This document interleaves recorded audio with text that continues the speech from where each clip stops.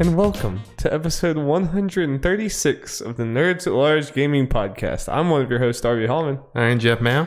We have assumed the podcast position, and we will be in this position for the full hour and a half of this podcast. Just don't go away from the video podcast and just take my word for it. Oh god! Oh jeez, Jeff. Real thought that was hurting my chest. Jeff is a broken man. Yeah. How are you doing, Jeff? This fine Sunday. I'm doing pretty good. How are you? I'm doing fine. I'm not injured like you, so that helps. That helps a lot. Yep. The internet is a toxic minefield full of potential Final Fantasy VII Remake spoilers, so that's kind of a bummer. Probably going where the internet is just toxic in general. It's like, I mean, you're not wrong, but where that is true. It's just that's not a new thing, so yeah. I don't think that's worth mentioning. Yeah. But we are 5 days away as of this recording. I need it, Jeff. I need it so badly. We're almost there. I guess we can talk about that just real quick. The fact that they released a final trailer for it was apparently very spoiler-filled, including the obvious spoilers from the original game and new stuff. Right, that's what I've heard. They're like, not just 23-year-old spoilers, like new spoilers. And I'm not surprised. It sucks. Like, it's one of those, like, I kind of figured just with the way that the marketing for this game was going, they were just like, every week it's a new trailer and like showing all these different areas of the game. I'm like, there's going to be another trailer, and that trailer is going to spoil things, and apparently I'm right. I'm staying away from that thing. Oh yeah, absolutely. But it sucks that like so many games seem to do this. It seems like a lot of Japanese games do. Like Death Stranding, apparently, like I didn't even see that last trailer, but everyone said it like completely spoiled like the ending of that game, and I feel like there's been like. But that reminds me, I haven't seen anything about the ending for Death Stranding. I have, but it was all like I didn't understand any of it, obviously, so none of it really stuck. What is a stranding? I just assumed that it's Knack, and that Knack 3 just goes into Knack 3 at the end. Well, thank you for joining our podcast. We will be talking about Ori and the Will of the Wisps that me and Jeff both beat, but we are not going to do that in the beginning. We are going to do that at the end because we both beat it now, and we're going to go full spoilers. We're going to go dig into the game and talk all about the nitty-gritty things about it. So look forward to that. But other things that you can look forward to, because I'm not transitioning yet, is, speaking of Final Fantasy VII, is my Final Fantasy VII replay that I am nearly done with. I've kind of slacked on it, but I will finish it this week, and that'll be a great time. And what was throwing there? You're only doing the Midgar part. Yes, sorry. I'm only doing to the, as far as this game is going, I'm only doing to the end of Midgar. Did you mention where you were playing it? Where on twitch.tv/nerdsatlargegaming, and you can catch the VOD at youtube.com/nerdsatlarge. Also on twitch.tv/nerdsatlargegaming and youtube.com/nerdsatlarge is our Late to the Party stream, which is our show where we're going to play for the first time a bunch of older like retro games that me and Jeff both missed, or one of us missed. We'll be kind of loose with it. And our first game is Super Mario RPG, which it's me and Jeff's first time playing that. Just really quick to tease it, how are you enjoying Super Mario RPG, Jeff? It's really good. It's really good. It's definitely like I'm seeing like kind of the like inspiration that it had on like Final Fantasy VII and like other like Paper Mario, all those other things like that, and just. It feels iconic already. I can already kind of tell why people like this game so much. The writing is just so good. It's really, really good. So go check that out. That's a fun time. And that's about all I got. So let's get into that there podcast, Jeff. And we have a hot new game to talk about. All the kids are talking about all the kids are done with it. All the teens on the street are already done with it because it's a 1-2 sitting max game. And that is Resident Evil Trace. Remake. But they don't put remake in the title, do they? It's just called Resident Evil 3. They don't do the Final Fantasy VII thing. Yeah, maybe there's someone out there who thinks that this is just an original game and know nothing about the old one. Some might, considering 2 just came out last year. Young people might have been like, oh shit, there's already a sequel? Sure, let's go. And then they look like, 4's already out? What? Why does it look so ugly? Jeff, how was this game? That's really good. it's definitely different from RE2 in a lot of ways, and similar in some ways. Similar in some ways you might expect, but definitely it's a lot more of action-y. This is not an exact, like, not exactly like this, but it's more like this. It's more like an Uncharted in a way, just with the set pieces and all that, and more like cutscenes and more action set pieces going on and all that kind of stuff. Quick time events. Oh, okay. Not like an overabundance of them, but you got a couple of them. Yeah, but it's less of like, because Resident Evil 2, for the most part, like, the game is what it is, like, in the sense that, like, the game is exploring this environment, finding these things, avoiding Mr. X, and there's not, like, a whole lot of, like you said, you don't, like, bust through the wall and now you're in this new area, you do this or whatever. It's more of, like, you're going through the same house. Like, it presents the game to you, and what it presents is the game. Like, that's the whole thing. Whereas, like, is RE3 more of a, like, scripted event type game? 100%. There is definitely some traveling. You know, you can obviously travel around the map and all that, and there is some backtracking and all that kind of stuff, but it's more story related stuff. It's not. I'm trying to think. I don't think it's like with RE2, where for the most part you can go back to like the police station at about any time. Right. Like before you go to. I'm trying to remember for RE2. You can pretty much go anywhere at any time. Yeah, you can. The whole thing. RE3, I'm pretty sure you can't do that. I think there are some times where you do a thing and that is your only time that you can be there and you can't go back. And there's sometimes you go to a place you can't go back. Yeah. That kind of stuff. Yeah. So, I mean, did it satisfy you? So it sounds like it's a lot less survival horror. I mean, like, I'm sure it is still that, but like, or at least just in a different way. So, okay. So let me put it this way. You remember last week when I said I want to see how the series goes from this to Chris Redfield punching a boulder? Now you can kind of tell. I'm seeing it a little more. Though I guess, to be fair, if this is not clear, I have not played the original RE3. The only or RE2. Yeah, or RE2. The only Resident Evil games I had played, I guess at all, but to completion, are RE7, RE2 remake, RE3 remake. Yes. So, yeah. So you are a casual. I am a casual.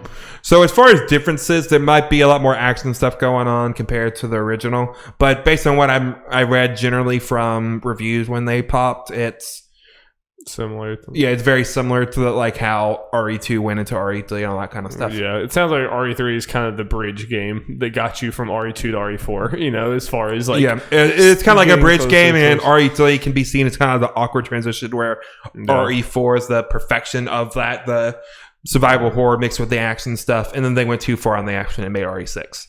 Yeah. Yes. And just terrible story. I mean, so did it just did it satisfy you just in a different way? Basically, yes. It was like pretty much. I mean, like I said, so some of the survival horror things, some of the parts there, I'd say, well, one part in particular, like I feel like it was maybe more creepy and stuff than a lot of RE2. You go into this place, it's like a little maze, and you got some plant monsters trying to infest Jill with some parasites. Yeah, I heard about that. Then she like puke. You have to like puke. Yeah, you gotta use a green herb, and then she. It always says the animation. I think you might have told me that. Yeah, the animation of her puking. Yeah, that's gross. Yep. And obviously, a big part of this is Nemesis, and I quickly realized why it was originally called RE3 Nemesis. He is the main event. Yes. I guess I was trying not to do like a lot of minimal amount of spoilers, but this is the very beginning of the game. Well, maybe not. Yeah, Nemesis comes pretty quickly. A lot quicker than Tyrant / Mr. X in RE2.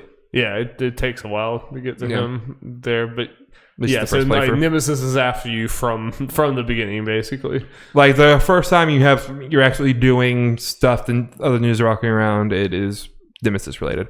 Yeah.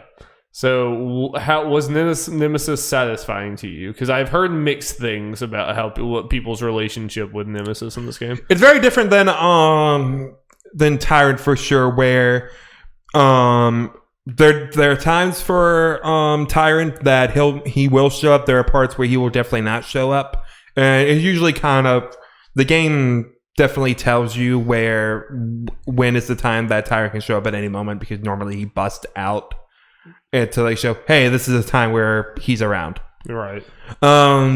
Nemesis is kind of similar, but his sections are a lot more kind of scripted to where he will show up at times and he will end this time. Not too much of the tyrant type thing where he will show up and chase you around. Okay.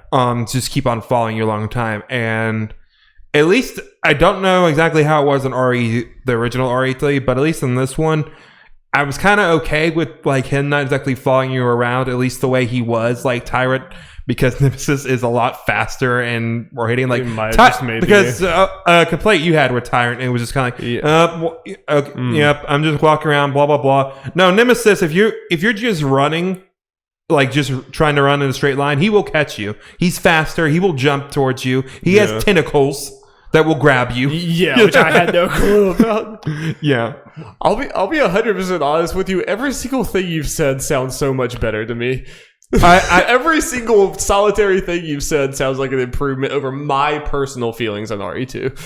Because like that's so much scarier to me if he's like hyper competent, but it is scripted and you can get out of this. But while you're in that scenario, you better run. Yeah, and it's not necessarily that every time. He kind of evolves in ways, like he gets weapons at some point. And it kind of keeps it fresh in a way of whenever you do meet him, it is kind of different. Yeah. Which I mean, that's cool too. I mean, honestly, I was thinking for this game, it's like I'm not saying like you'll necessarily love it, but I was thinking like if this was Dari's first one, he might be more. I might be singing a different tune because it's just kind of funny. It seems like every single like element that you talk about is like, oh hey, that sounds like a good change. That sounds like a good change because that was another one of my like complaints with RE2 is just like Mr. X was scary at first, but Mr. X never changes. He's just Mr. X the whole time, and it's also potentially for you is you felt like RE2 went on too long. This is obviously shorter. My playtime I think was longer than most people. I think at least when I X'd out, I didn't see the in-game clock, but my Steam one said played for 8 hours. Yeah, and I've heard 5 to 8, in that time frame is what I've heard. I took it kind of slow, and I am bad at these games. And obviously, I didn't know the original stuff. Yeah. I mean, that's cool. Yeah, legitimately. I mean, yeah, I probably there's a very good chance I probably still wouldn't like it, but I just thought it was funny hearing you talk about that stuff, and it was just like, wow, the things that are different just sound a lot more up my alley. Mm-hmm. I'm trying to think what else. As far as it is a weird thing. Like as far as comparing RE2 and RE3, because I get what people are saying who might be disappointed in the general direction, but. You know me, I'm just kind of generally like, I try to take things for what they are. Doesn't always work that way, but generally it's like, I'm enjoying this for what it is. Yeah. Even if it's not completely like RE2. If it was a complete, like, a 180 into complete action, maybe I would be more like, the fact it kind of mixes both even, like, if it's not perfect. Do you still feel like an RE2 backbone in this game? Yes. There's a lot of things that are RE2-esque. I mean, well, there's more like the recent Resident Evil and some of that stuff goes back to RE7 as far as, these string of games. Some differences is not as much like healing item stuff to use. Like I mentioned to you, no blue herb. Just the red and green, and you mix that and just do health. But it sounds like, I mean, that might be because you're also just not exploring around and like revisiting things. You might not like need those healing items as much in this game, or if you did, it might just kill this game. Well, the blue ones were specifically for like poison and that kind of stuff. Yeah, that just means there's no poison stuff. Okay. It's more simple. You just get damage for the most part. Well, I guess there are also the parasites and stuff like that. And I just kind of like the generalness of, because it was originally supposed to be a spin-off for the original game. Or like the original game was supposed to be kind of a spin-off, but it ended up being RE3. I see how it's supposed to be like a little companion piece to RE2 because it's in Raccoon City at the exact same time as RE2. Time, yeah. You see some different stuff like that kind of explain, like you go to some of the same locations as in RE2, but not in they're just reusing this stuff kind of way. It's like okay, they're going here and it's showing you some different stuff kind of way. Like spoiler, you go to the police station for a little bit. But you're not there crazy a long time. You don't like go through the whole police station. You're just doing like the west side of the building, going to the STARS office. Gotcha. Which, And you get to see some characters that were in RE2 from RE2, and it kind of explains what exactly happened to them. That's cool. It just kind of went on with what kind of like I didn't really mention last week. What I just kind of like about the general storytelling of RE2 and RE3, where this is more so for RE2, but even RE3. It's not always the cutscenes necessarily telling you everything. Some of it is just you finding the piece of paper and it kind of filling in what exactly is with this virus and Umbrella and that kind of stuff. Yeah, most of the virus, at least I didn't finish the game, but most of the stuff you learned about the virus was through environmental stuff. Yes. At least I don't know if it ramps up a ton at the end, but no, not significantly. No. But RE3 definitely has more cutscenes, and I know that kind of based on reading throwing some people off. I was fine with them out that were in there. I kind of liked it because it made me feel generally more connected to or liking the characters more, at least compared to. I also finished RE2 Claire Story this week. I guess just throw that in here too, because last week when we talked about RE2, I just did Leon's, so I played a lot of Resident Evil last couple weeks. As far as the story, I generally like the character stuff and just the general story for Claire's story better than Leon. Okay. And I felt like there was actually more character moments and more cutscenes with actual stuff kind of going on. You can see it. I think Leon's a very bland character. Yeah, I felt Claire has more of a character, and I think Jill, it probably has more than Claire does in RE2, but Claire and Jill are better than Leon. At least the RE2, RE3 versions of these characters. Yeah, it's interesting because, like, for me, RE2 felt like a game that had, like, a whole pillar missing. It felt like what's here is kind of cool, but it wasn't cool enough to even, like, carry me the 7 hours. I feel like there needed to be some whole other element of this game. And in a weird way, it kind of sounds like the cutscene aspect of it and then breaking it up like that, I personally wanted that in RE2. I needed something like that to break up, to be like, all right, now we're here. You know, like the whole like scripted thing of it. Like I don't know. Maybe it's just a personal preference. That's my whole thing with with this Resident Evil in general. But I mean, that sounds interesting to me, and I feel like you might be like it might be a little bit of a bummer or like weird that it's shifted styles, but I also think that you would probably be pretty disappointed if it's like, we're in Raccoon City and you're doing the same damn thing again. You know? Yeah. So what is the so in Resident Evil 2, your main objective the entire time was like finding this piece to put in this other thing to unlock this new area. Basically, it was like that was the main driving force of the whole game. And obviously, it starts ramping up into more fights at the end and all that. What is the thing in RE3 that is pushing you from place to place? Is it a similar type of thing? Mainly Nemesis. Okay, so mainly running away from Nemesis and getting out of Raccoon City. That also sounds more interesting to me than fighting a bunch of doodads and putting them together. But so it's all just like you go into here, and then when you press far enough, Nemesis is going to come, and then you go forward, and that's just basically how the game there are puzzles and stuff. I'm trying to think. I don't think there was like the kind of puzzle scene you had a problem with in RE2. I feel like they're not as much there in this one. There is still kind of stuff you grab stuff and you kind of go around, but I don't feel like it's as backtracky as RE2. Like in RE2, that was the core gameplay. That's what you spent the most time doing. I was just wondering what you spent the most time doing in Resident Evil 3. Yeah. Was what you spent the most time doing running away from Nemesis? You weren't running from Nemesis. You were doing the objectives and all kind of stuff. I guess just trying to think back, it wasn't as much as you trying to solve a puzzle and going there. You're just kind of moving forward, and you kind of have more of a clear objective. Okay, gotcha. Like for example, look at Raccoon City. You try to get the train up and running, stuff like that. So you're going around actual Raccoon City, which I really liked a lot. Like the police station was cool and everything, but I like just going around the city and just seeing how things. Yeah, that's also so you are just like out in the actual nightlife in the city. The whole time, at least for a decent chunk of the game. You go to other places, of course. That is cool. Yeah. Cool. What do you think about it as a $60 full product? Yeah, because that is what anyone listening would be up for right now if they were thinking about getting it. I feel like if you really like Resident Evil and you're the hardcore, like I think I can, and you kind of know what you're getting into, I feel like it's easy to justify it. If you're not as hardcore, I can see you being bummed about paying the $60 than playing this and just be bumped up with the shortness and all that. Potentially, if RE2 is your only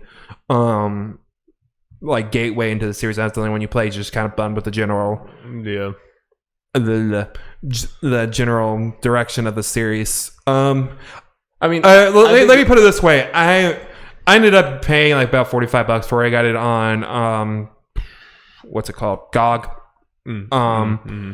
I think, or something, or Green Man Gaming. okay. Yeah, and I got a Steam key and all that. I pre-ordered it. I forgot for like $45, and I feel like it was worth the money for me for that. I don't know if I feel differently if I got 60. Yeah. If I had paid the full 60. But yeah. Yeah, I can see. I mean, it is kind of effectively about half the length of RE2 when you do both of them. But I lost my train of thought, but I remember now what I was about to say. Some of it I can see why, because the rumors was apparently going to be a companion thing with RE2, and they were just going to bundle us together. Part of playing the RE3, I can kind of see it with the length and all that, and the way it kind of intersects and all that. Yeah. So I could see how this could potentially have been, at least for the remakes, like a very different third campaign to go along with Leon and what a package Claire. That would have been. Oh yeah. But it also, it kind of feels like, from what I've seen, obviously you wouldn't know as much. I know you know that this happened, but you wouldn't know as much about what exactly was cut. But I heard that there are entire sections of this game that are cut. I think I know exactly, or at least partly, one place that was cut. I'll just go ahead and say this, since it is a cut thing. I believe it is to be a cut thing. It's not actually in the game. I guess if anything, if someone's really likes RE3 and wanted to know to get it, he may hear this isn't in it. Right. Yeah, be a way to inform. So there's a clock tower in this game. Not the little clock tower that was in the police station. It was a clock tower. I heard people mention something about a clock tower. I imagine it was a police station, but I think I know what it is now. When you're about to... When you're running away from Nemesis or whatever, you're about to go... You come out of a place, you see a clock tower in the distance, you find a brosthure about it. And a lot of times when you see a brochure about something, it's relevant to a place in the game. Right. And you start to go towards it, and then stuff happens, and you don't actually go to the clock tower. Okay. And I've heard a lot of people say the clock tower is one of their favorite places. And there's a hospital setting. It's still in the game, but apparently it was changed a lot. Okay. And that has some people bumped. Yeah, it's one of those things that it feels like these two pieces of information together kind of would rub me the wrong way. The fact that at least decent chunks of the game are missing, and you also put this game out only a year after RE2.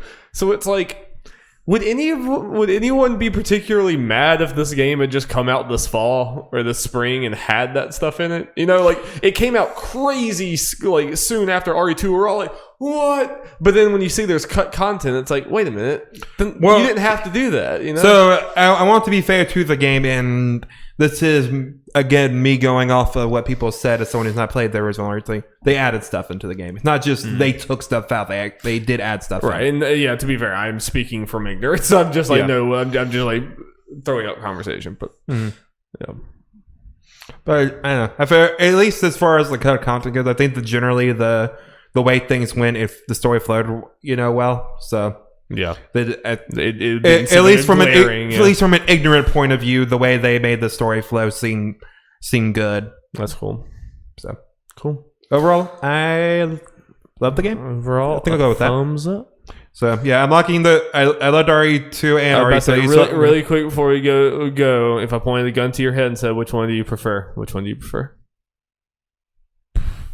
Probably RE2 overall, but there's enough difference between them. There's they feel different. Yeah, voice, both really good. And if all games get delayed, I might just partly continue the Resident Evil train and continue on.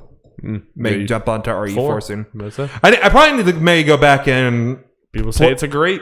Yep. Go and, speaking of another great, go play Resident Evil Remake. Yes. The original one. Mm-hmm. I got that on PS4, I believe. Yeah, I think it was PS Plus at some point. I think I got it from a Humble Bundle. And I might be wrong about EM PS Plus. I just thought I remember that. Yeah, so go back and do that. I know a lot about the story of that. I think the general stuff, but I need to go back and see all the details because part of this is, setup is what happens with Jill and kind of some of her trauma from the original. I know a lot of people, that's their favorite Resident Evil, is the RE1 remake. It feels like as far as Resident Evil, it's remake, original 2 / maybe remake 2 and 4 are like usually the usually you rarely hear about the other ones. Yeah. Yep. All right, well, Jeff, you have one other game to give us some updates on. Very similar vein to RE3. They're honestly kind of indistinguishable, really, if we're being honest. And what game is that? Animal Crossing New Horizons. It's pretty spooky. Zipper is exactly like Nemesis. I'm just saying. They both freak me out. How is island life treating you, Jeff? Treating me very good, Darby. I definitely feel like looking at social media, I am moving at a slower pace. Jeff's moving at a slower pace? Actually, part of me wants to go grab my Switch to see how long I played, but... I mean, how long would it take you to get the Switch? I can fill some time. It take like 30 seconds. All right, I'll fill some time. And compare what other people have been doing in the same time frame, because my time play just unlocked like yesterday. Nice.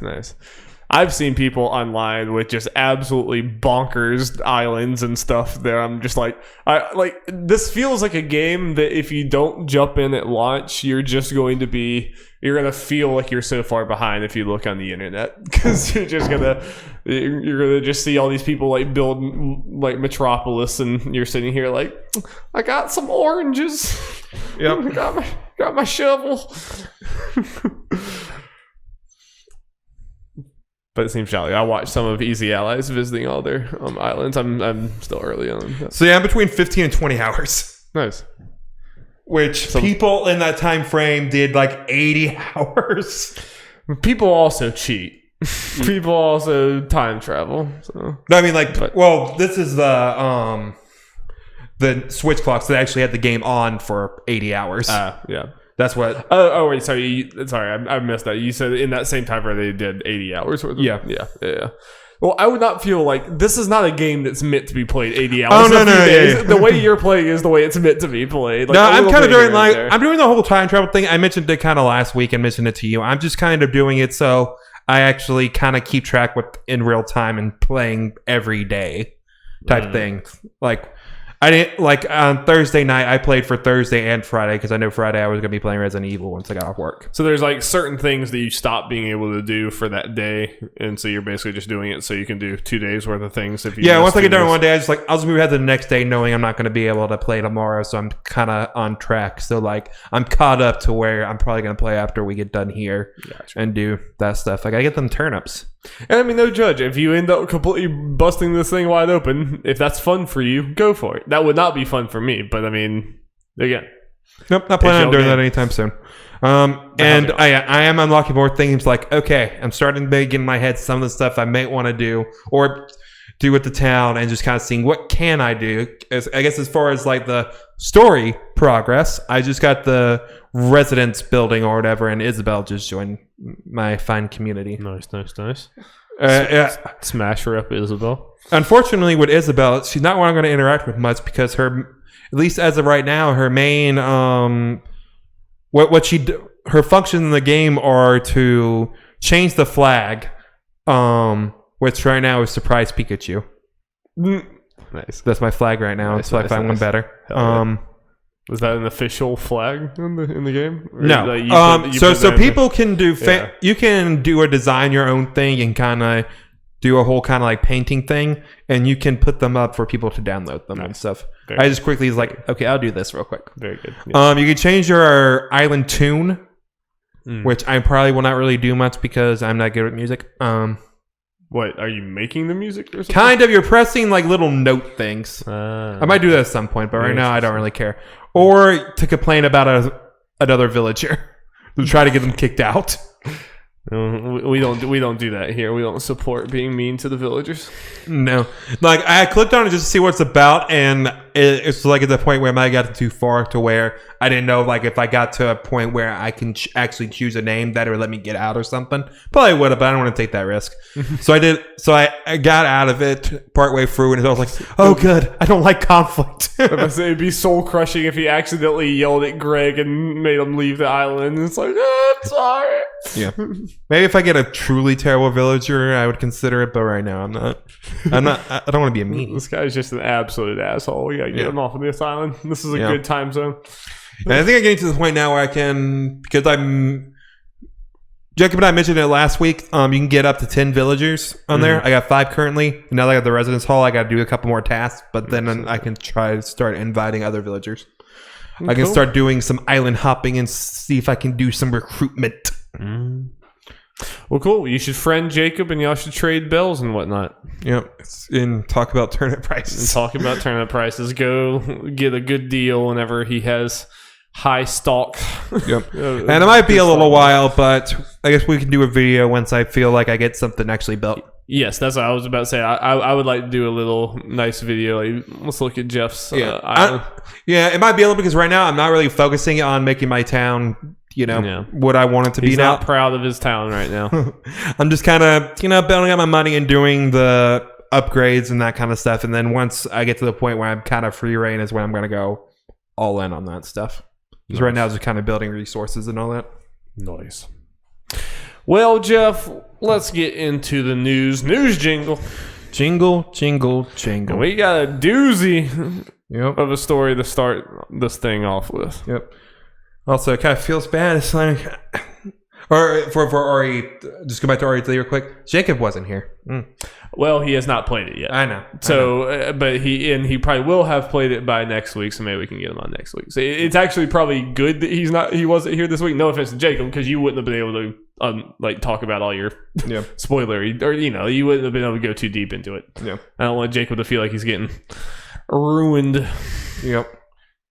But we'll get him on next week, hopefully, to talk about Final Fantasy VII with us, and then I guess he can talk about Resident Evil maybe or something. I can join it. Okay, going back to the first story. It's coming from Jason Schreier from Kentucky. Yeah, we're going to start with a bummer. The much-anticipated post-apocalyptic adventure game, The Last of Us 2, will be delayed indefinitely due to the coronavirus pandemic, publisher Sony said today. Quote, this is from a tweet from Sony. Update. SIE has made the difficult decision to delay the launch of The Last of Us Part 2 and Marvel's Iron Man VR until further notice. Logistically, the global crisis is preventing us from providing the launch experience our players deserve. Yeah, said that weird. The game, which has been previously scheduled for May 29th, is nearly done and ready to go, a Naughty Dog developer told Kotaku this afternoon. This was a decision made for logistical and economic reasons. Naughty Dog said in a statement, quote, the good news is we're nearly done with the development of Last of Us Part 2. However, even with us finishing the game, we were faced with the reality that due to logistics beyond our control, we couldn't launch Last of Us Part 2 to our satisfaction. We want to make sure everyone gets to play Last of Us Part 2 around the same time, ensuring that we're doing everything possible to preserve the best experience for everyone. This meant delaying the game until a time where we can solve these logistics issues, end quote. Naughty Dog employees, like most at video game companies around the world, are currently working from their homes in order to practice self-isolation. Yes, so this is a big bummer, not completely unexpected at this point. I kind of thought there was a good chance that this was coming on their horizon. What I didn't necessarily expect to hear was that it really has nothing to do with production of the game, at all. Everything points to, it's easily going to be done by that release date, but it's all on the shipping concerns, the retailers not being open, and, people getting physical things late. We're seeing, complications with Final Fantasy VII right now, with them shipping things early, people getting the game, them trying to combat this, and it kind of biting them in the butt. They're kind of now they're desperately trying to put out the fire of people leaking the game. Yeah, I don't know. Europe and Australia are it's pretty much out there. Yeah, they released all of those early because they were worried about them getting it late. That happened about a week ago. A lot of them got them immediately, pretty much. Yeah. I heard that news, and then literally the next day I saw, oh hey, I have the game. It's oh fuck, damn, this sucks.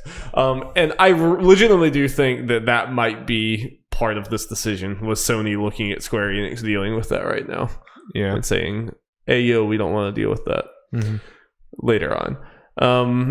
Which is interesting, and it also kind of makes me worry about video game releases in general, because obviously, like, indies and, like, smaller games and everything, like, they're going to come out anyway because they did the majority, if not all of their sales digitally anyway. And it's probably going to be a more favorable environment for them to release now. So, like, those will still come out. But this AAA games, like what The Last of Us right now is citing as the reason for the delay, it's not like that's exclusive to them.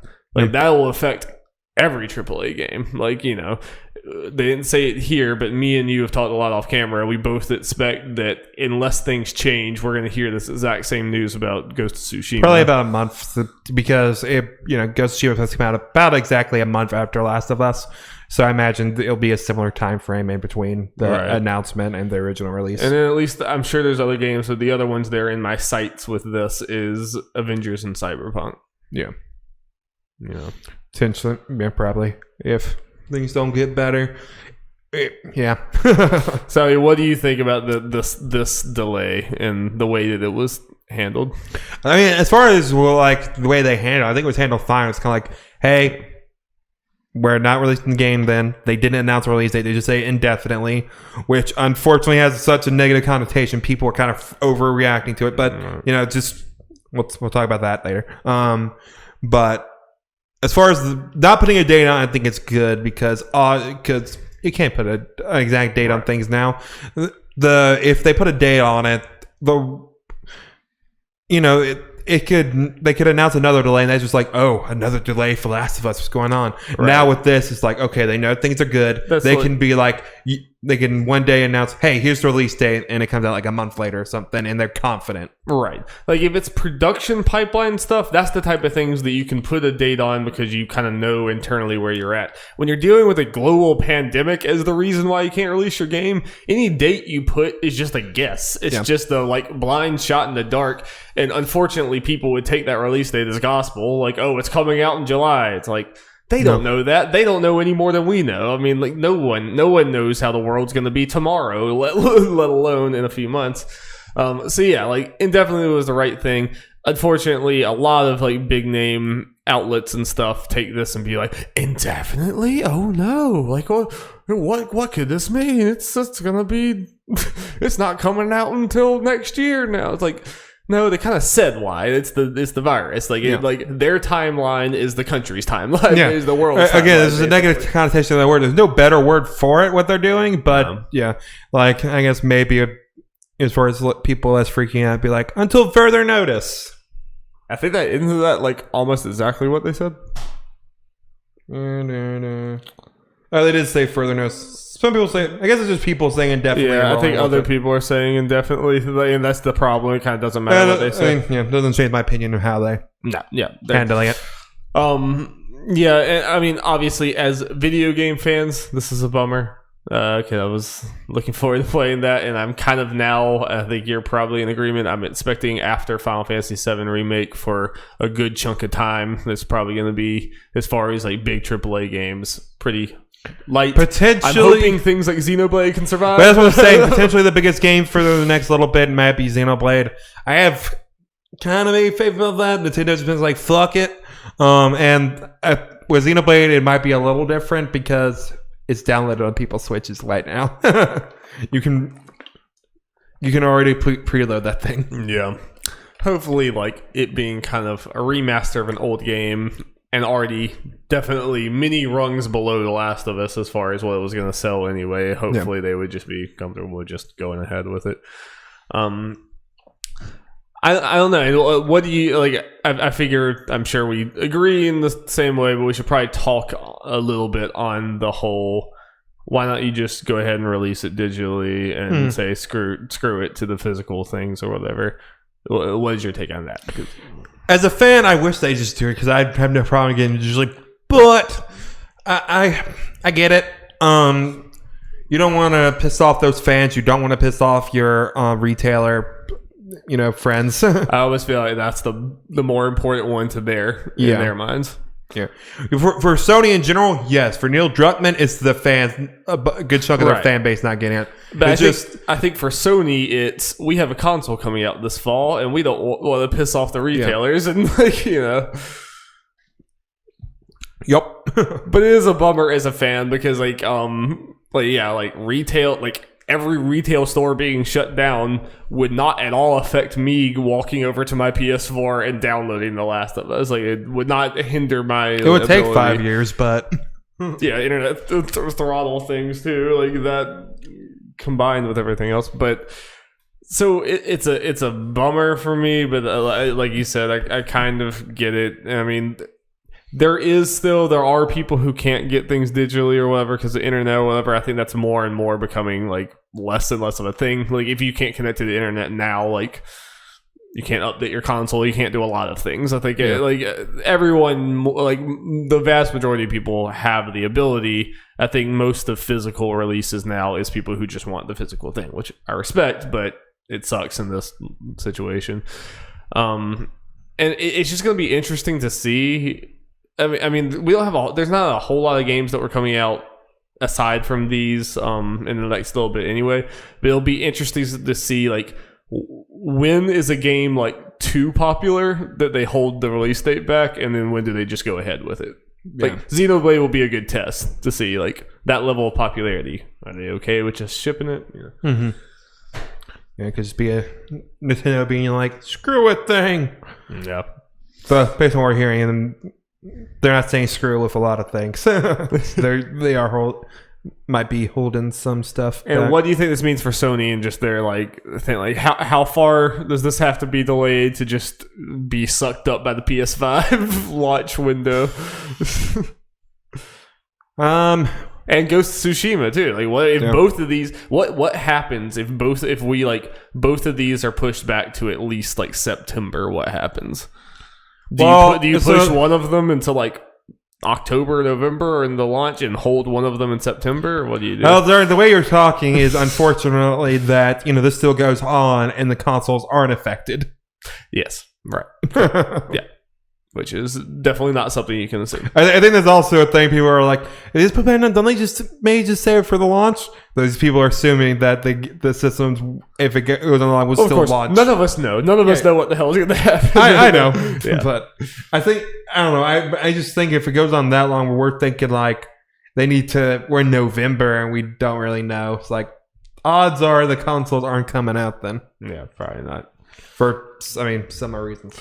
Do you think there's a chance that we just get close enough to that time and things have calmed down so they keep Ghost of Tsushima in the same release date and potentially even put Last of Us after that? I think there's a chance that they just don't upend everything for Ghost of Tsushima and just let that go and then Last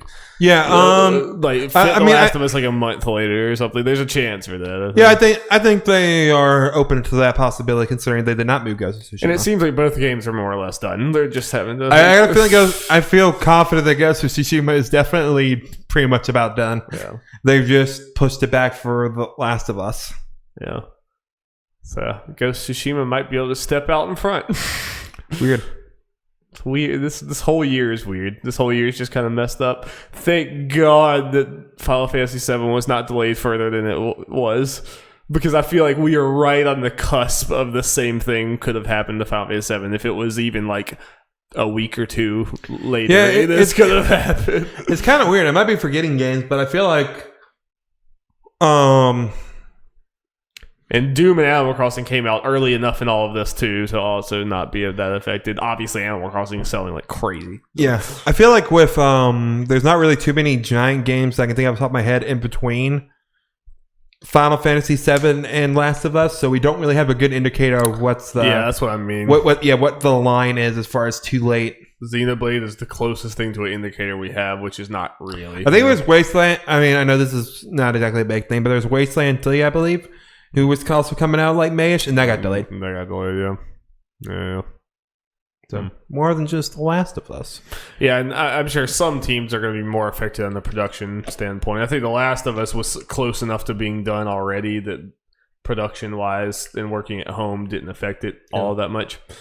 And it sounds like Cyberpunk's in a similar boat, but hopefully it can still come out in September. Yeah. Well, Darby, you now have time to play Shantae at launch. Hell yeah, dude. Silver lining. That's digital only, so. I feel like this is just deja vu because I was like, oh, I'm not going to be able to play Ori. And then it got moved back. Oh, I'm going to be able to play Ori. And then like now it was like, oh, Shantae right at the same time as Last of Us. Oh, nope. Yep, kind of same thing with me with Xenoblade.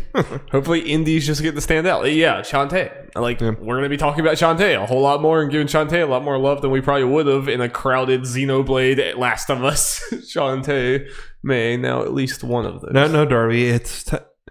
We're forgetting the big release, the BioShock collection on Switch. It's pretty cool. Yeah, it's cool. I saw like in friend code, Huber looked up how long to beat on Xenoblade. I think he said like main plus extras was like 160 hours. That was completionist. Okay.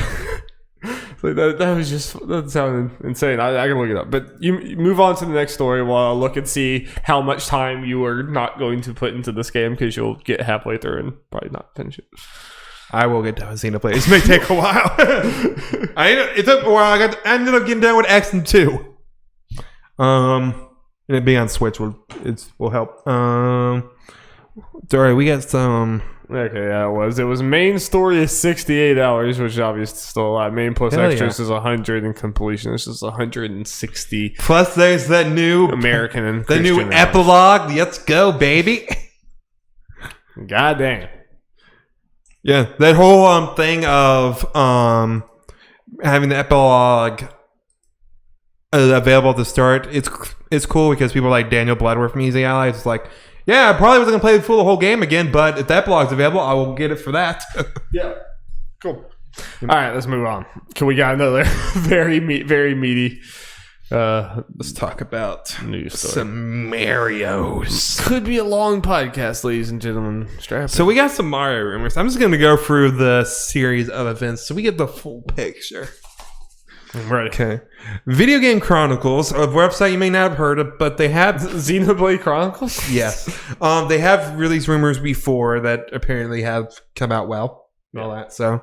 Their credibility is going to quickly matter less and less the further you go into the story, though. Yes. Nintendo plans to re-release most of Mario's 35-year catalog, as well as release a new Paper Mario game. So yeah, what I'm doing here is just naming the source and just kind of generally saying what they said and whatever. Then right after, Jason Schreier retweeted the article saying he can't wait to play Galaxy on the Switch. Your Gamer reconfirms re-releases and new Paper Mario game. Also confirms a deluxe edition of Super Mario 3D World with additional levels. Ooh, baby. Gamatsu reports Super Mario 64 and Super Mario Sunshine are a part of this. I can only get so erect. Your Gamer reconfirms Gamatsu's report.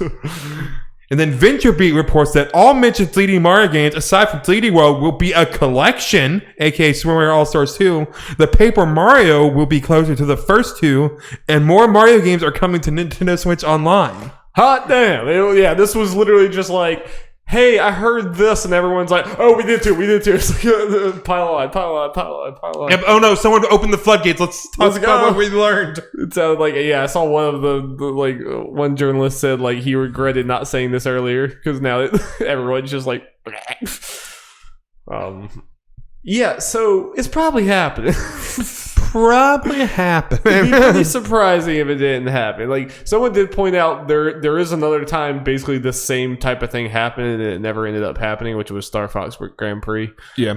But this feels like way bigger of a thing than just like one game. This is like, you know. Well, I also feel like potentially I feel like Star Fox Grand Prix was probably a thing, it just got shelved. That's this is a thing that's less likely to get shelved. Right. Yeah. Jeff, resident Nintendo man, how excited does this make you? Oh, baby.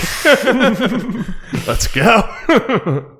So yeah, these are supposed to be apparently for the old games like remasters.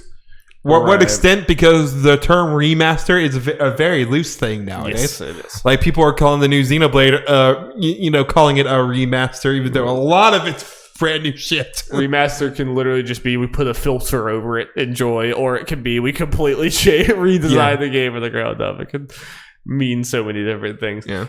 Yeah, this is one of those, like, obviously we've been preaching here that it's ridiculous that you can't play these old games on the Switch. Just absolutely ridiculous. Like, the Wii and the Wii U could play. I could go and buy Ocarina of Time, Super Mario 64, any, like, all these older games anytime I want, just buy them and have them there or whatever. And, like, if there's someone else who, like, had the Wii or the Wii U and they see the Switch in the store, they get it or whatever, and they're like, oh, cool, I'm going to buy Super Mario 64.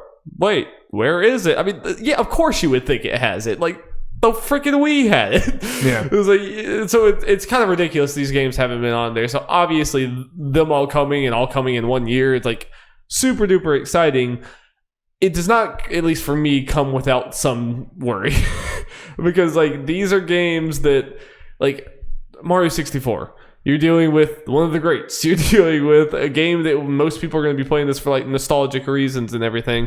And I would hate it if the only version on Switch ends up being, like, a remaster that people are kind of controversial about. Where it's like, yeah, it's good, but it's missing some things or whatever. Like, I would really like it a whole lot more if you had the originals and the remasters on the Switch. Because. You know what I mean? And that's what was great about, like, if something like that happened with the Wii U or Wii, you still had those original ones. You had options. You had both options. And I'm slightly worried about, some Super Mario remaster not necessarily feeling like Mario 64. Yeah, I get that. Yeah, it depends what they do with the remaster, because I feel like the more likely scenario, and at least kind of keep my expectations in check, or they're making it put in 1080 and it being widescreen, and that's just it, which would be fine. But yeah, it's like, in some way, I won't say I'd prefer that, but I would like for that to be an option. The dream is them doing like a Crash style thing. It still feel like Super Mario 64, and kind of like you're saying, have the option to switch back.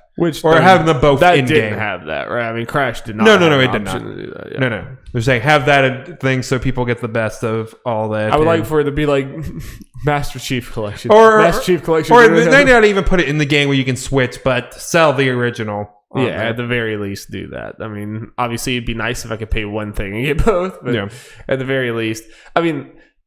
The fact of the matter is, all these games should have been on the Virtual Console on the Switch for years anyway. The fact that we're in year whatever the hell of the Switch, year 3, year 4, whatever, fourth year, and like, you can't do those. It's kind of stupid. And I hope that this isn't the method that we have to wait to get all the Zeldas, like Ocarina of Time and everything. Like, you know what anniversary it is for Zelda next year? Also 35th. It's just such a shitty way to do it. Just let me buy the damn game, and if you want to do a remaster afterwards, fine, that's great too. But it sucks that for Nintendo's best of the best, we have to wait for them to get the remaster treatment to have them on their huge successful console. Well, depending on what game you're talking about, the way it would probably be for like Twilight Princess and Wind Waker, for instance, it would just be the Wii U ports, which are the remasters, which, be great.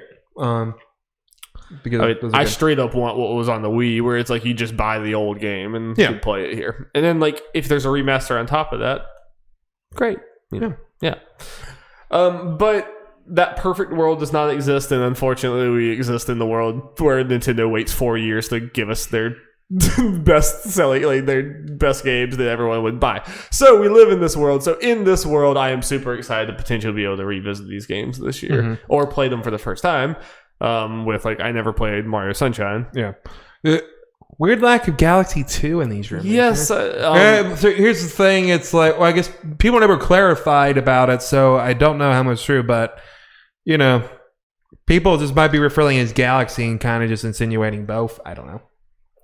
Yeah, I've heard people say, like, I mean, maybe I'm misremembering things, but people talked about, like, oh, the reason Galaxy 2 is not in there is motion control stuff. Didn't Galaxy 1 also have all the same motion control stuff? It did. It had motion control stuff. I think 2 might have added a thing or two. Yeah. Which might, I don't know. Well, I'm wondering how even Galaxy, like, can you do the Joy-Con separately and pretty much play it like you used to in the Wii? Might be able to do that, or what you could do as far as the cursor and all that, just use the R stick. Yeah. Yeah. I mean, kind of control it. I remember Galaxy 1 having a lot of motion control and control stuff in it, but like I'm wondering if this is going to go more of the route of like we're changing it to make it better on the controller, or are we just straight up giving you the game and you have to use motion? Well, if it's a remaster, maybe more of it fit on a regular controller. Or have the option to maybe do the kind of motion control stuff with the Joy-Cons. I don't know. We'll have to find out. If this does happen, what's your order of operations, you think? Like, what do you jonesing to jump into first? Do you want to revisit something or like do something new? Did you play Sunshine? No. That would depend greatly on what exactly they do with Super Mario 64. that would be a big factor. That's all I'll say. Well, I love nostalgia. It'd probably be 64 first, no matter what, for me. But. Yeah, it'd probably be that either way. But then maybe going into Galaxy and Galaxy 2 evolved into that. Yeah, I probably wouldn't replay Galaxy. I'd probably just like watch some videos and then go into Galaxy 2 because I don't have time to play all of that shit. And then other thing, doesn't sound like you have a lot to input on this. I mean, jump in if you do, but if not, we can move to new Paper Mario game. Yes, let's go, baby. You're the one that has to lead this discussion. Yeah. Nothing about Paper Mario. These are rumors that have been around for a little bit. The Paper Mario thing just kind of also just go into the Mario thing. There have been Paper Mario's or while we had some rumors about a big Mario year. Emily Rogers, I told you before, Good year to be a plumber. Good year to be a plumber, and this would definitely be it. Paper Mario rumors have been around a while too, so that kind of adds credence to this. You know that this makes more sense. This makes sense because those rumors are everywhere.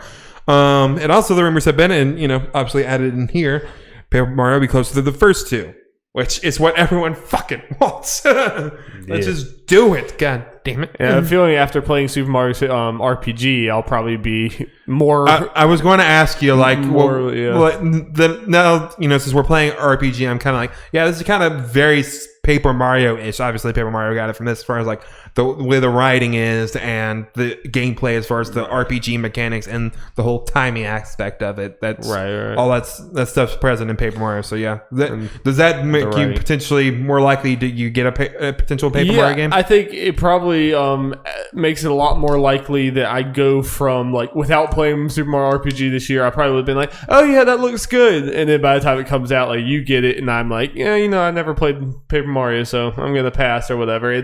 Playing this might make me go a lot more like, oh no, I'm down. I'm down for this, Well, at the very least, if you show any interest in it, I can just get a physical copy and you can just borrow that after I'm done. That too. If the writing is anything more like Super Mario RPG, I'm definitely down. I saw just that one screenshot from Paper Mario where it was like, and just adding gate on the end of a word is really dumb. It's like, so that's one thing that makes me feel really good at this as far as the writing aspect is.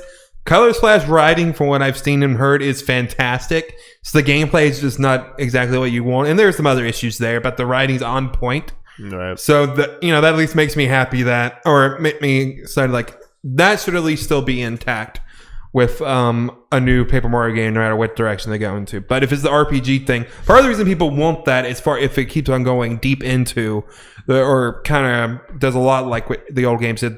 It being an actual JRPG, which people want, and had the companions, which I've told you this before, Darby, but for listeners who do not know, a big reason why people like the first two games is your party members are like more typical Mario enemies like Goombas and Boos and that kind of stuff and Koopas, but they're actual characters and personalities and unique designs and all that stuff.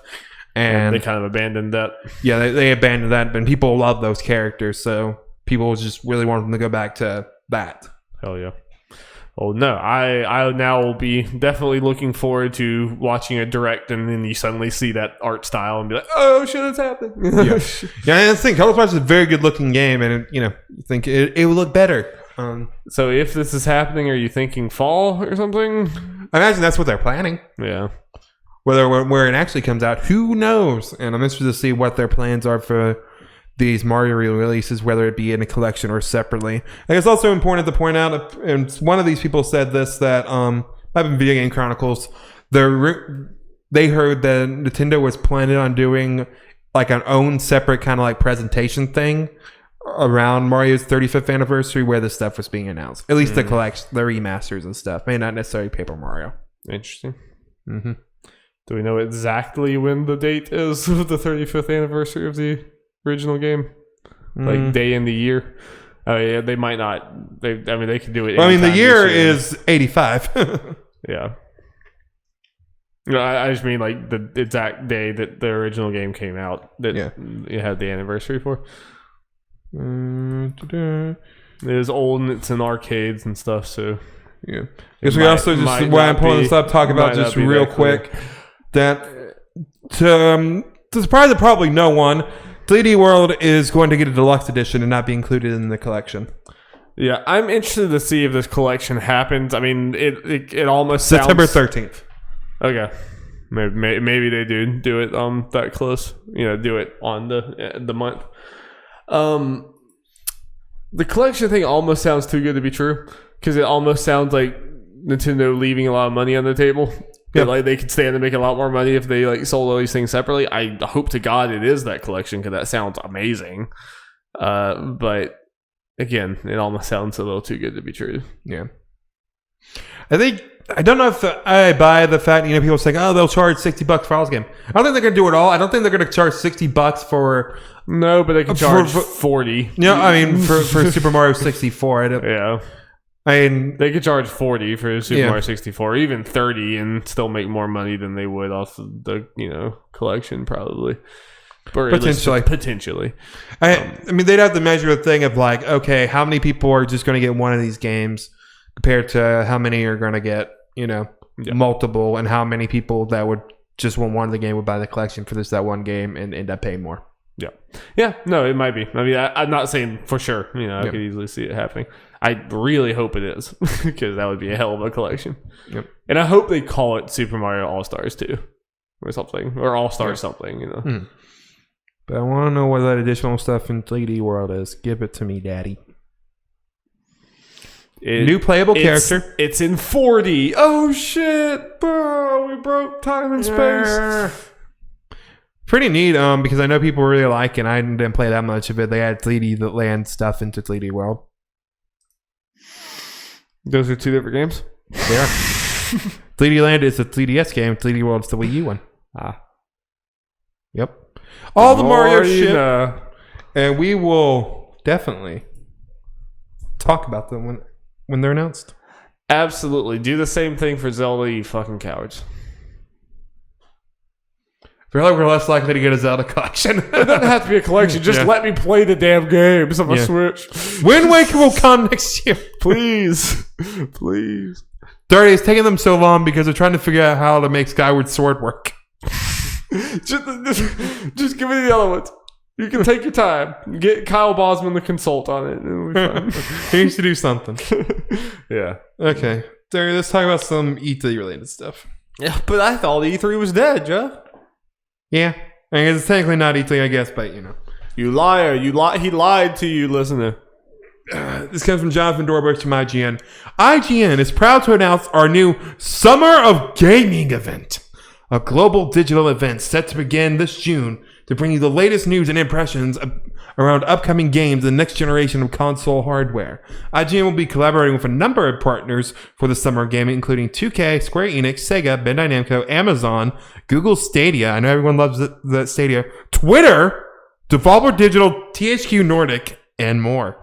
Expect more details in the coming weeks. The event will include live broadcasts and on-demand programming featuring IGN's editorial coverage of the work of game developers from around the world. Twitter should make a game where they take random people's tweets that have just tweeted random things or whatever and make games out of them. And it's just like a collection of little mini games, like based off of people's like shitty comments or something. Like I don't even know. It's just like it came to me. It's Twitter. Like we'll workshop it. It's all about comments to 9volts post. Yes, they got enough right there. With E3 2020 canceled, IGN has a suite of programming plan to kick off in early June. It includes publisher presentations with IGN pre- and post discussions, remote developer interviews, hands-on demos, and preview impressions, gameplay and news segments recapping the biggest announcements. Audiences at home around the world can participate as well, sending in reaction videos, voting on favorite announcements, and more.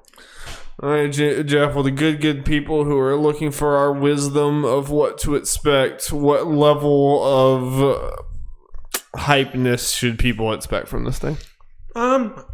So it's a weird thing because they don't really say like game announcements and that kind of stuff necessarily in here, but they kind of hint at it. Yeah, like reaction videos and biggest announcements and all that kind of stuff. I think they're going to get at least moderately hyped for this because especially with those developers that are on that list, it's sounding like some of the bigger developers that may not necessarily have all their stuff in a conference, or might have stuff like for Bandai Namco. I'll use Tales as an example. Yeah. It could be in Microsoft thing and here, but this will be a good way to kind of replace E3 to show off a lot of this stuff. So I think this, because obviously these companies have made plans for E3 and they have all this stuff at least kind of outlined and if not ready for, or kind of ready, planned out for it, and they got to show it somewhere. So and I'm sure that's how IGN, whenever they contacted these people, they're like, "Hey, we know you've made E3 stuff. Maybe you can repurpose it into this." Yeah. I do think because of Microsoft doing their own event, like Square doing their own event, all these other things, like a lot of this stuff is gonna be like cycled out into all these things. I don't think there's gonna be like one thing that is the behemoth, and everything. And I do expect, I think a lot of this IGN stuff is probably going to be like old news or deep dives into games we've already seen before. Like, or you see the trailer at Microsoft and then it's like IGN, well, now we're going to do a demo playthrough or something like that. Or like a developer interview. Like, I think for the most part, it's not going to have like the crazy headline grabbing things, but I do expect to have at least one or two. I think it might have some of the stuff, might have announcements from smaller developers. But even if you like saw a Tales of Arise trailer at Microsoft and then you get to see an hour of gameplay at IGN. That's what I'm saying. Sweet. Like even if this is just like where we get the supplemental stuff we usually get from E3, like that's worth it in itself. 100%. And that's something we would be missing if we only had the big conferences. Yeah.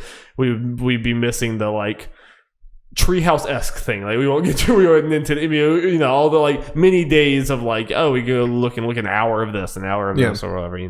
You obviously won't have like journalists playing it, but you'll get to at least see it somewhere. Mm-hmm.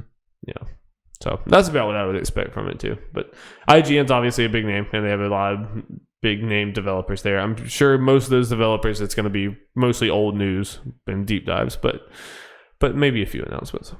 Maybe a few. I mean, the only thing that makes me like that they're at least planning on having made some decent announcements is the fact they're saying fans can get involved and send in reaction videos. Yeah. Like, why put that there if you don't expect to have something of significance? Yeah. There's going to be some. I would be really shocked if there's like no game announcements of note here. I'm sure there will be some. I wouldn't expect to tune into this expecting it to be like a nice tight hour of crazy announcements. I think it's going to be more like looking at this list is kind of, I guess it's also Devolver, but the only one that usually has a press conference or something that's on this list is Square. Did Square ever announce them doing something? They said they were looking at other options. So maybe Microsoft like the only one who's committed to doing something. Technically, Nintendo hasn't committed to doing it. I thought Ubisoft did them. Might be wrong, but I guess they kind of did. Ubisoft more and other, they did a weird middle thing, but Microsoft's the only one that kind of said, we're doing a digital thing. Ubisoft and Square and Nintendo just kind of did more in the line of we're looking at our options. Yeah. And there's another one. Yes, Microsoft is the only one who said exactly what they're gonna do.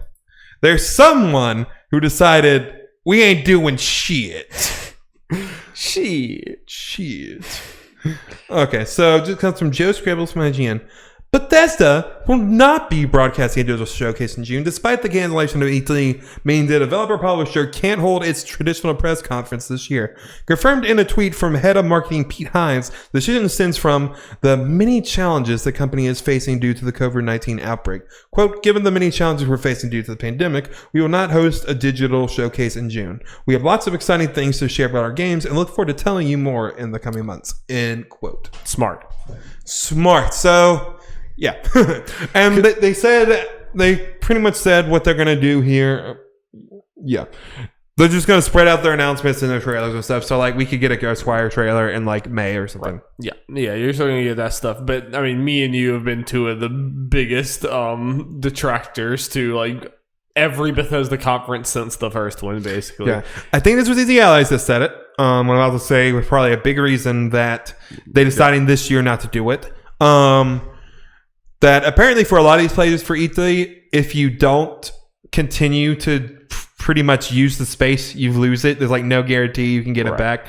So that's apparently potentially a reason why Bethesda insists on having these things. I think it's pretty obvious that that's the reason why. Yeah. So they have it the years that they're like, no, we need that.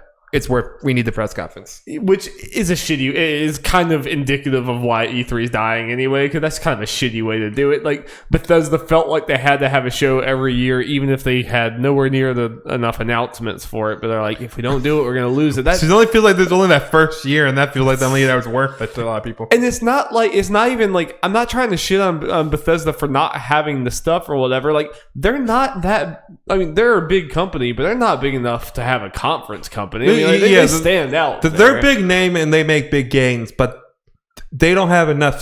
They don't have the studio numbers or whatever to fill up things. It was already kind of like I would never expect them to have enough to fill an hour-long show, and sure enough, they never did after that first year with Fallout 4. Like, that one was cool. That was like, you had such a big game, and that was a big deep dive or whatever. But like, yeah, if we were using logic and not the E3 stupid rules, you would have done it for Fallout 4, and then you honestly probably wouldn't do it again until what is it? Starfield / Elder Scrolls 5, because they just have not had Starfield. Enough.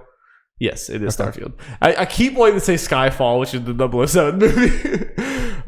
Yeah, so this is smart. I'm glad they're not trying to force something when they don't have the announcements. We don't, but we will not get guy, which is when we're getting him anyway. E3 was canceled. They can invite him into the studio and go, or no, social distancing. They could get him to Skype in and say, yeah.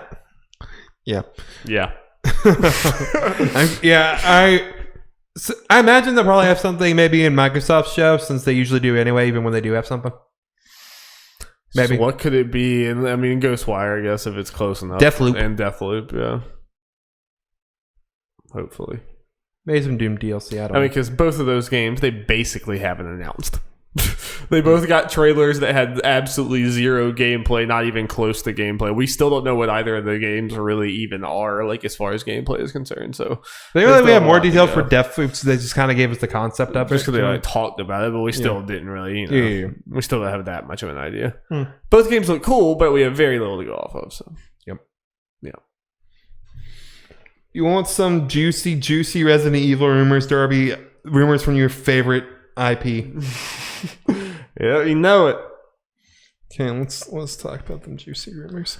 This comes from Dust Golem, who likes to leak shit. You know what he do. We like to say things. Your boy back at it again. Okay, so this is a string of tweets or whatever to do the thing. Okay, so the little game is done. This will be breaking this month with more details later, not by myself, but I need to clear some stuff up. Resident Evil 2021 is Resident Evil 8. But it wasn't always Resident Evil 8. During most of its development, it exists as Revelations 3. The reason I said RE8 was years away earlier this year is last year RE8 was in development, and that one is years away. But Capcom didn't want a huge gap between RE7 and RE8, so that title got pushed to the side for now, and internal testing and such was super positive for Revelations 3. Revelations 3 was received a lot better by testers internally, etc., than they expected, so the game's been given an additional year in the oven to convert itself to RE8. The ambassador leak about werewolves and Ethan in a snowy village are 1% true, but they're outdated info. Remember we talked about that? Yeah, I do remember the whole werewolf conversation. Yep. Are we stopping here? Are we continuing, or are we stopping to talk? We can stop talking about. That sounds kind of troubling, right? That this game was not supposed to be RE3, but now it has to convert itself into RE3. I don't think it has to. I just feel like they decided to. I feel like they do that a lot, where Capcom just kind of does that. I mean, I know very little about Revelations. Is that not like an ongoing thing at all? Is it like completely separate every time or something? I don't know the exact thing. I mean, I feel like it goes into the stories, like they're like side story stuff. I don't think it's necessarily. I don't know. I was just thinking if it was supposed to be tied into this overarching story, and now it has to shred all of its like ties to that to be either tied to RE7 or a standalone. I might have cut it out, but I mean, RE3 was supposed to. This pretty much happened with RE3 originally. Supposed to be a spin-off, but then they spun it. They just made it a numbered game. No. Okay. I was saying that just struck me as worrisome, but. The game has been going through some huge changes to make it more like a mainline title. Big changes to the story, characters, etc. Specifically, what you've heard may not be fully true in the final, but a number of elements remain. So as I've said, it's a cross-gen game. Should be revealed within the next few months. It is first person, and many purists are going to hate it because it's taking some serious departures from the story, enemies, and the like. Hallucinations, occultism, insanity, and not being able to trust others are huge thematics of the game. The rest I'll leave to be revealed later this month, but the game I am incredibly excited about. I suggest those wary should be open-minded. Most of who played the game near finish as Revelations 3 think it's terrific. It will probably be a high-quality game. For one clarification, I do not know precisely when the game will be revealed. I do know the original idea was it was going to be revealed at this E3, but of course that's not happening now. The later this month comment is something different than an official announcement, whatever that means. Okay. So, the way this is looking, it's going to be first-person game. It's going to piss some people off.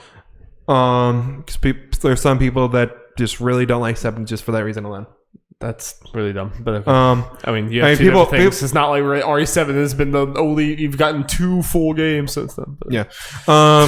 And people... on the flip side, there are people that see that like, please be VR compatible. Please be VR compatible. Yeah. That's my thoughts. Like, please. And also the fact that, you know, the rumor is this is going to have Ethan, the RE7 protagonist, in here, potentially paired up with Chris Redfield. Right.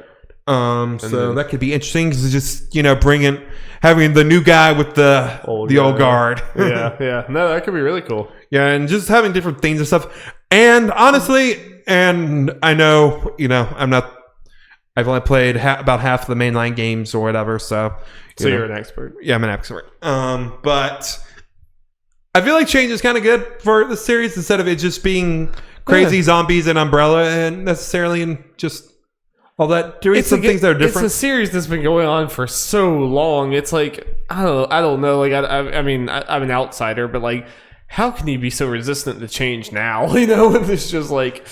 I mean, I know it's gone through a lot of changes, like gameplay wise, but like story wise, changes should be like I would think would be kind of like welcomed at this point. And even RE7 feels like, obviously, like from what a lot of people have said, like it has problems, but I think that at its core, it was a very cool, refreshing revitalization for Resident Evil, like something different, but still kind of same vibe or whatever. And I think you could take that and like. It's exciting for me that it's first person. I like RE7 still like looks like it would be a lot more of a game I enjoy than many of the other ones. But So, you interested in this? I imagine. Of course. I would be very, very, very, very, very, very, very, very, very skeptical about the VR thing, especially if this game was not even intended to be RE8 at first, and it's kind of being changed into that. Like, I doubt that Revelations 3 was going to have VR support. So, no, I'm being hopeful. I'm not expecting it. Yeah, I'm just telling you. Probably not. I can dream. Yeah. because RE7 VR was fantastic and scary and made me piss my pants. Not really. But no, it was a good time. I'm excited for this. Though I'm interested to see how potential Resident Evil fatigue, if that will set in. It could, because it's supposed to be a 2021. It's pretty freaking crazy how fast. But at least this is potentially going to be a different style in the whole first person and that kind of stuff. Like original, different vibes and all that. Yeah. So hopefully. Yep. But I definitely do think you run the risk. We're getting close to the point where it's just going to be like every year there's another Resident Evil. Yeah. I feel like if this is, assuming this is true, this has got to be the last one for at least a year. You would think. Maybe. Yeah, so is this going to also come out around April, around spring of next year? It's just like really back to back to back. I don't know, probably. It's supposed to be really E3, probably. Probably. Yep. Okay, Darby. This probably won't take too long. But let's talk about that there Platinum Games. They released what they say is the 4th in the Platinum 4 on that there April 1st. And you know what that means? An April Fool's joke. Yeah. Arcade game. Yeah. That's maybe real. I don't know. You never know with these bad April Fool's jokes. Yeah, so people were kind of upset. It's like, you teased stuff for months for an April Fool's joke, and they didn't make it immediately clear, but they did announce, I guess the day after or 2 days after, that there is a 5th announcement coming, so it is now the Platinum 5. Which just sounds better anyway, so. Yeah. I'm glad there's another announcement. I mean, I was sure there was going to be another one, but sometimes companies are weird, and it is Kamiya, so who knows? Who knows? But man, that would have been awful to end on. Bad. Like, the Platinum 4 would have started on a pretty high note. Wonderful one. That's, that's a niche thing, but for fans of Platinum games, that's kind of exciting. It's an actual game, unlike the other. Well, then number 2 is like, at the times, like, okay, teaser thing. A really cool teaser for the 3rd game in Kamiya's Hero trilogy. Right. So, I mean, that's pretty exciting. Yeah. Then the next one was the studio for games of a service games, and you're like, Then the April Fool's arcade joke, and you're like, if that's how it ended, then it would be pretty big bummer. So I'm hoping this 5th one's something of significance, like, and not just like a teaser trailer, something a little meatier. Yeah, who knows? Yeah, I mean, just based on what they have done, it's like, who knows? It's all over the place, so it's kind of a fool's errand to predict, honestly. Yep. But we'll stay tuned. We will talk about it. Yeah. Like we're about to talk about Ori, baby! Woo! I do it! I just peeked the microphone, but I don't care because I'm about to talk about a good game. Jeff, a game I actually like came... What? Jeff, it happened. We broke the streak. Sorry, it didn't come out in 2019. That's why I think you're like Ori, because it came out in 2020. Exactly. In the cursed year. We're out of the cursed year. No, actually, this year is way more cursed, but video game wise. So we're going to talk about Ori and the Will of the Wisps. Full spoilers, right? Yeah. Just wanted to give general things like we kind of do our spoiler cast and go full All right, spoilers. so we'll start off spoiler free for a little bit and then move into spoilers. Obviously, this game is not like a super spoiler sensitive game anyway. Like, I honestly think you could probably listen to our whole conversation and then still go play the game and get more or less, the same experience. But not to say that there are definitely twists and turns that were cool. But spoiler free at first. Jeff, now we have both finished this game. I guess you've talked about your full thing, so I guess I'll start some or whatever, go for it, since I haven't really talked about it in a few weeks. But I plowed through the last bit of the game pretty fast. I kind of mainlined it definitely, and I still need to go back and do a lot of the little cleanup stuff or whatever. But I still did. There's really just a few optional areas, but for the most part, I have cleared out the map. I've been a good boy. And this game is fantastic. This game, it's kind of crazy. I mean, it takes the blind, this is one of those sequels that is it's not doing anything crazy drastic. It's not taking the steering wheel jerking or whatever, but that's a good thing because it's basically the same blueprint as Blind Forest, but they like started there and just ramped up and just like improved, like looked at every single little aspect of Blind Forest and was like, how can we make this better? How can we make this better? And it's like they were starting at that level rather than starting from scratch. And like as a result, it's kind of one of those sequels that probably makes going back and playing Blind Forest kind of pointless or kind of like, you know what I mean? Yeah, not as satisfying. Yeah, because it's similar enough that I feel like this is just Blind Forest, but at least twice as good, which is a pretty freaking high ceiling to clear. Do you agree? Yeah. Yeah, I think from start to finish, the platforming was stayed addicting to me, and every time I already thought like, okay, this is probably the last new ability I'll get. And even if it caps off here, it's like, man, this is a phenomenal game with so many awesome abilities. I was like, oh shit, okay, here's a whole nother ability. Oh shit, here's another ability. Oh shit, here's another one. It's like, I thought everyone gets an ability. I thought we were done 3 abilities ago. Damn. And every single time it would like fundamentally change the way that you like looked at the environment, and it was just so beautifully paced in the way that like you would get something that completely unlocked like certain areas of the world and like let you do things or whatever. But in the same token, I never really had that kind of annoying feeling that I have sometimes in Metroidvanias where I'm like beating my head against the wall like, how do I get past this? And then I learn like an hour later, it's like, oh, I had no chance of getting past that. I never really felt that because it was just paced so well that like a lot of those things like you didn't even you know what I mean, like yeah, well, I think what you know, and this is a pretty blanket statement as far as other Metroidvanias, but for Ori in particular, a lot of times when you can't do something, it's pretty obvious when you can't do something because there's like an item there or something. Like early on, you know, you can't really jump up as high to get something because there's those little flower things that you're supposed to be able to I'm forgetting what it's called, the bash yeah. thing? Yeah. Bash on it and to jump higher and do that kind of stuff. So I feel like Ori is good at indicating like, yo, you can't do this because you don't know what this thing is. Right. Or you just straight up can't reach it and you never knew it was there. You never like, or, you know, it's not something that like, there's definitely been other Metroidvanias where I'm like, y'all made it look too attainable. So that I try over and over again and then realize like, oh wait, that last little bit, there was no way I ever could have done that. And I didn't really. Or you somehow get there and then you're stuck there like in Star Wars. Oh god, yeah. It didn't happen to me, but it happened to Kirk Hamilton in Kotaku, which is kind of hilarious but terrible. And definitely something that was like way enhanced in this game is the combat. It's actually really, really, really good in this game. Yeah, they definitely.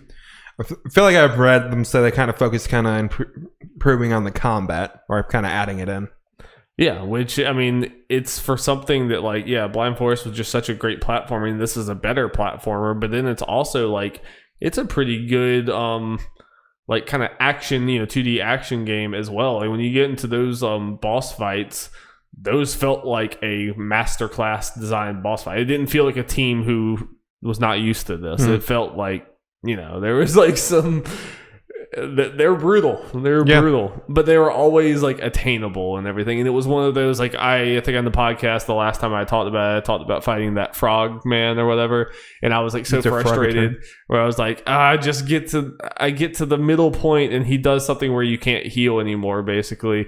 And I'm like, and I always die there. I like never get his health like anywhere close to like dead. It's like, I just don't know what the hell I'm going to do. And then I didn't play for Tuesdays, came back and beat him in one try. It's like I love that. Like that is video games right there. It felt weird with the combat because you get the sword, and I like not long after that I completely I never used it again because I got the hammer. I'm like, I love this thing. I never had the hammer. The entire game. Weird. So satisfying to hit things, and at some point you could upgrade it to where when you can use it to down slam. And when you upgrade it, you hit the ground, spikes go all the way across the screen. It's like, this good. At the beginning of the game, I got the sentry turrets, and those are terrible. Those are just like never that useful. Even like, I'm trying to think. I think that those sentry turrets helped me with the spider boss. Yeah, that was the only boss. That was the boss that they helped me with. But other than that, it was never. And they do like so little damage. You just never really like. I could do a lot more damage if I just like got my arrow out and just like shot. Going through it. But it was also just like even the end there, like it's kind of one of those like the final boss is definitely not nowhere near the hardest boss fight, but like this is maybe like a weird take, but I think like in a lot of games the final boss doesn't need to be the hardest boss. It needs to be the most cinematic boss. Yeah. And that is definitely true. Or do you want this to go to the book spoiler so we can talk about it? Yeah, maybe. I'm not talking about the specific things. Do you have any other just blanket things? Great game. People should play this game, right? The music, though. Oh, yeah. And visuals. Mine. The way they marry those together. No, yeah, and Blind Forest was already like one of my favorite games as far as soundtrack and how the soundtrack coincided with the platforming and gameplay and stuff. And those chase sequences and stuff in Blind Forest were already incredible. All of that is just like dialed up to 11 in this one, and it is like absurd. Like it is a Pixar orchestra every time like something's chasing you, and it's just like it's just such a. I played the whole game with headphones on. I play a lot of times. Like a lot of times, I would go to it. I wear headphones like all the time, every day. So like sometimes I just didn't feel like it, but whenever I did wear headphones, it's like this is probably how I should be playing the game because. It's just incredible. And you know me, I love soundtracks, and I love soundtracks that like underscore awesome like moments in video games. And this is just like the best example of that, where like every scene is like dictated by that soundtrack because it's just that fucking. So glad this game lived up to that. It was just kind of like. And it's something that it's hard to even say that much about it. It's just like, do you like Blind Forest? This is somehow 3 times better than that. Somehow. It's like, yeah. I mean, because it was so addicting just to go through it. It never got old. It never got tiresome. It was just great. Yeah. And you should go play it. I think you agree with me. I don't think you have to play Blind Forest to play this. I think you'll more or less be okay. Like obviously you won't know these characters and everything, but honestly they have a lot more character development and stuff in this game than they did in the last one anyway. And I think you'll more or less like. Well, there is unfortunately. I feel like it's still worth playing. I think you get a little more out of it, just with the characters from the first game that carry, especially since. I'm awful with names. The big blue bear dude and the black spider thing. Yeah, like they're really not in the game that much. No, and that's very unfortunate. The game is very, very story light. Like I think what is there is really good, but like that is not the focus. And honestly, it shouldn't be. Like I spoiler talk. Let's go. Okay. Yeah. Moving into spoilers. Go play the game if you haven't played it. Spoilers. I had nothing to go off of. I was like, so we're talking about what's in it and what's not. You know, just people. We're a tree, and I'm sad. We are a tree. I really liked it when, the whole thing. It's like you're like, my name was Ori or whatever. So it's like, oh shit, Ori's been talking to us the whole fucking time. Yeah, it was the line like right before that day. I was like, because he said something like, and then when I accepted the line, I was like. Oh, that's right. Yeah. Yeah, that was a very cool reveal. And that's the cool thing. Like, even a story light game like this managed to have a twist at the end that I was like, maybe lean back in my chair. I'm like, oh shit, okay, okay, game. Kind of sad just watching like them all just kind of still living around Ori, and then it kind of insinuates that everyone but the owl kind of died. Yeah, it feels like. Yeah, I mean, because they all just kind of disappeared at some point. You just see little baby owl, who's now a big owl, fly by, and you even see him like you see them getting old, and like the guy's like kind of like limping up there or whatever, like he's an old man or whatever. Like that whole like ending was just so brutal. Yep. Just the flash forwards and the tree getting bigger and bigger. It's like, oh, I thought like whenever they're like, okay, one life for another or whatever. And then Treat takes the thing or whatever and does that. Like, I thought whenever we go back to this, there might be like, okay, they're not actually going to do it. They're going to find some other way or whatever. It's like, nope. This is this is the sacrifice. Yep, he is the tree. Yeah, which was, I mean, it was a very beautiful ending. It was very, very sad. And I mean, it is a testament to this game that it's able to make me feel emotions like that, even with such little actual character time and everything. Like, obviously, this game had so much more of it just because of talking to the people. A lot more characters. Yeah, a lot more characters, and a lot more. They're actually saying things. There's a history that's actually told to you rather than just like insinuated. They actually say, "Oh, these were my people," or "I used to live there. I did this," and whatever. And other than sad things like those little ferret things called Mokies, right? That was weird.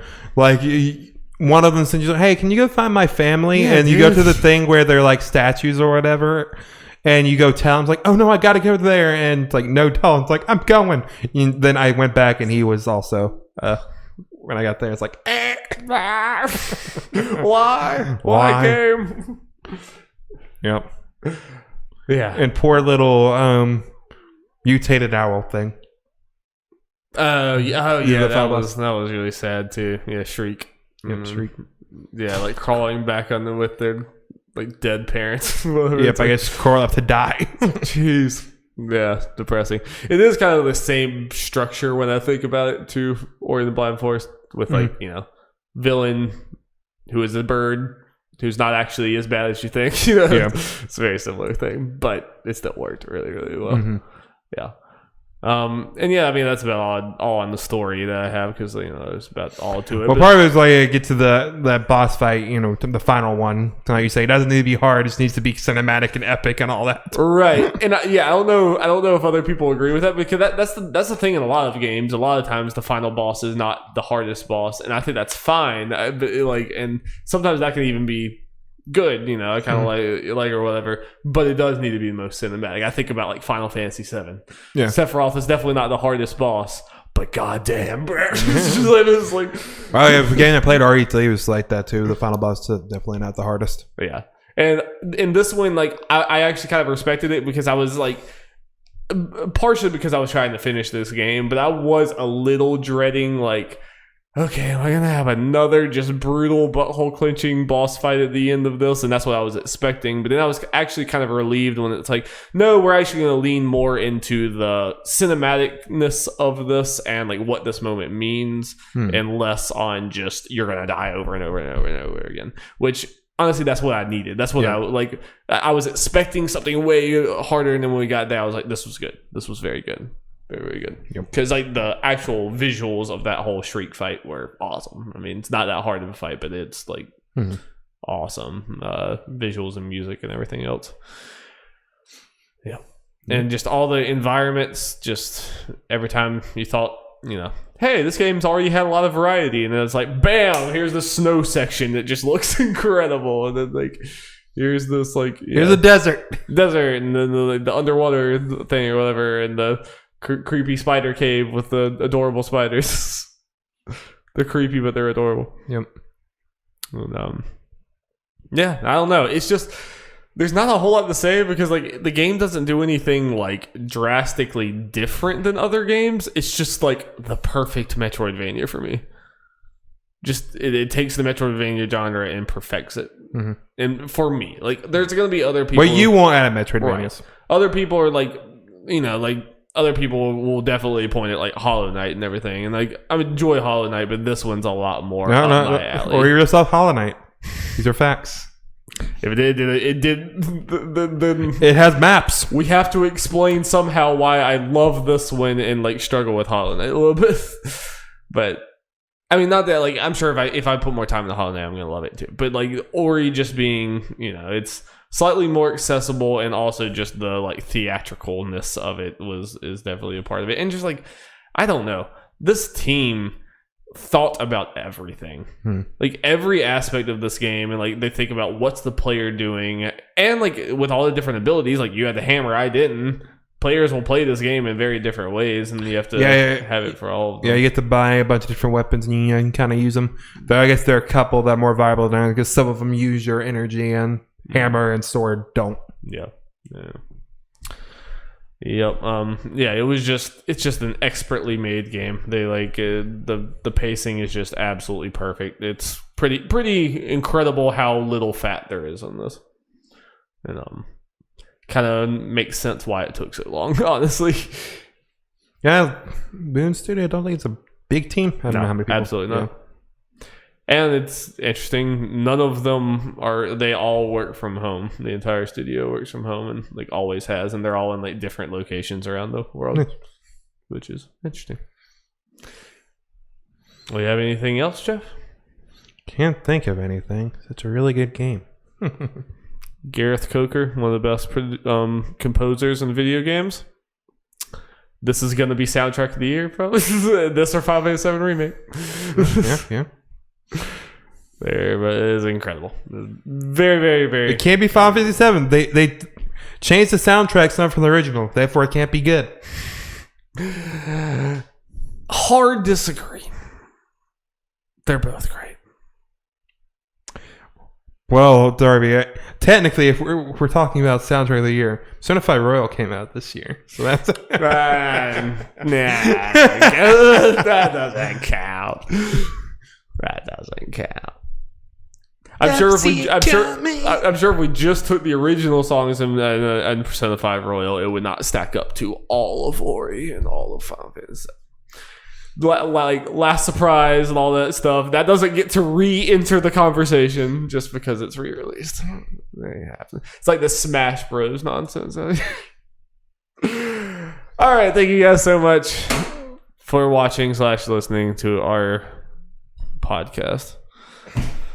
Next episode, Final Fantasy 7 Remake will be out. By the time we record next week, it's gonna be out, and I'm gonna play it. Don't you understand? Don't you understand? Cut the feed.